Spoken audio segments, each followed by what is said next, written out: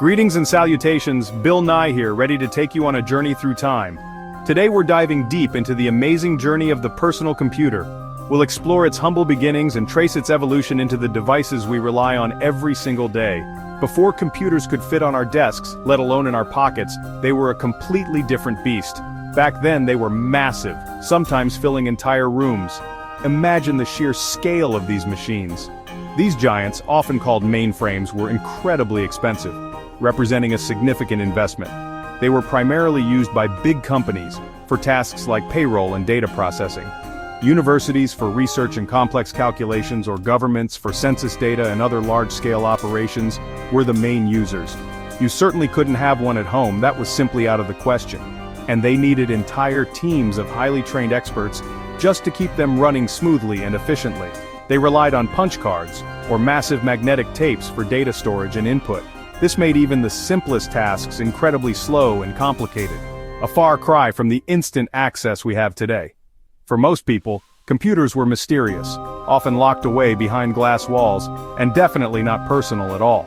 They were these distant, almost mythical machines. The very idea of owning your own computer, of having one in your home, seemed utterly impossible, a futuristic fantasy. Information was processed by these giants, in these specialized rooms, far removed from everyday life and the average person. But, thankfully, in the late 1960s and early 1970s, things began to change, driven by innovation and a desire to make computing more accessible.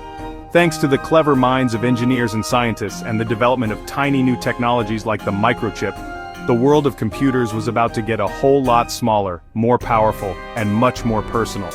The dream of personal computing, of a computer on every desk and eventually in every home, was just around the corner. Science, and especially computer science, was on the verge of revolutionizing absolutely everything. So let's take a closer look and see how it all began, how these monumental changes came to be. Ready to explore the fascinating history of the personal computer? Let's go! The 1970s brought a revolution, a seismic shift in technology that would forever alter the course of human history. It was a decade of innovation, where the seeds of the modern digital world were sown.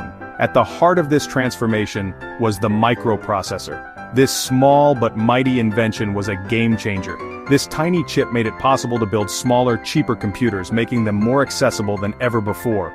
Suddenly, the idea of a personal computer became real, no longer confined to the realms of science fiction. Enter visionaries like Steve Jobs and Steve Wozniak, tinkering in a California garage, fueled by passion and a relentless drive to innovate. They dreamed of computers for everyone, not just big companies locked away in sterile, air-conditioned rooms. Bill Gates and Paul Allen saw that these new machines needed software, programs to make them useful, intuitive, and capable of performing a wide range of tasks. They started Microsoft, aiming to make computers accessible to ordinary people. These pioneers weren't just building machines, they were starting a revolution, a digital uprising that would empower individuals and transform society. They faced skepticism, but their belief in personal computing never wavered.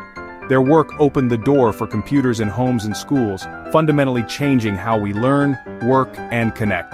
The personal computer era was about to begin. Let's see what happened next. The Apple II, released in 1977, wasn't just another machine, it was a revolution waiting to happen. Its arrival signaled a shift in how we perceived and interacted with technology. It changed everything. It redefined what a computer could be and who could use it. Unlike earlier kits, which required technical expertise and hours of assembly, it was ready to use right out of the box. This ease of use was a game-changer. It could display color.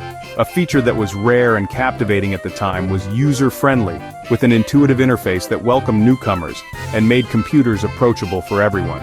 It democratized technology in a way never seen before. For the first time, people could walk into a store and purchase a computer for personal use. Families bought computers for their homes, integrating technology into their daily lives. Students used them for schoolwork, enhancing their learning experience, and small businesses managed finances, streamlining their operations. The computer was moving from special rooms reserved for experts and large institutions into living rooms and offices, becoming an everyday appliance. Bill Gates and Microsoft recognized this potential, made software like BASIC empowering users to create their own programs and operating systems, simplifying the way people interacted with the hardware, making computers even more useful and accessible. Now, anyone could write, compose documents, and express their ideas, calculate, manage data, or play games all on a single machine. Computers became tools for learning, opening up new avenues for education, creativity, inspiring artists and designers, and fun, providing entertainment for the whole family. The dream of a computer for everyone, a vision once considered science fiction, was coming true, fueled by innovation and accessibility. Innovation was everywhere, driving the personal computer revolution forward. The personal computer was here to stay, solidifying its place in our society.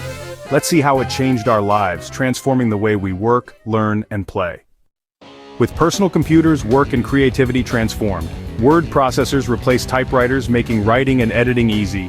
Spreadsheets let businesses manage money and data quickly and accurately. These tools saved time and reduced errors. Early modems connected computers, letting people share messages and ideas on bulletin board systems. Early online communities. Communication was changing, even before the internet. Computers also became creative tools. Artists drew digitally, musicians composed music, and writers crafted stories. Even game designers built new worlds. The personal computer was more than a work tool. It was a canvas for imagination. People could create, connect, and share like never before. The possibilities seemed endless. The world was changing fast. The rise of the personal computer was a giant leap for humankind. These machines brought computing power to individuals for the first time. Work became faster and more productive, and new jobs emerged. Communication started to go global, paving the way for the internet. Information became accessible to anyone with a computer. Creativity exploded. People wrote, drew, made music, and learned in new ways. Education transformed, giving students powerful new tools. The personal computer empowered people everywhere. Today it's hard to imagine life without them. It all started with those dreamers of the 1970s. Science and technology changed the world. Amazing.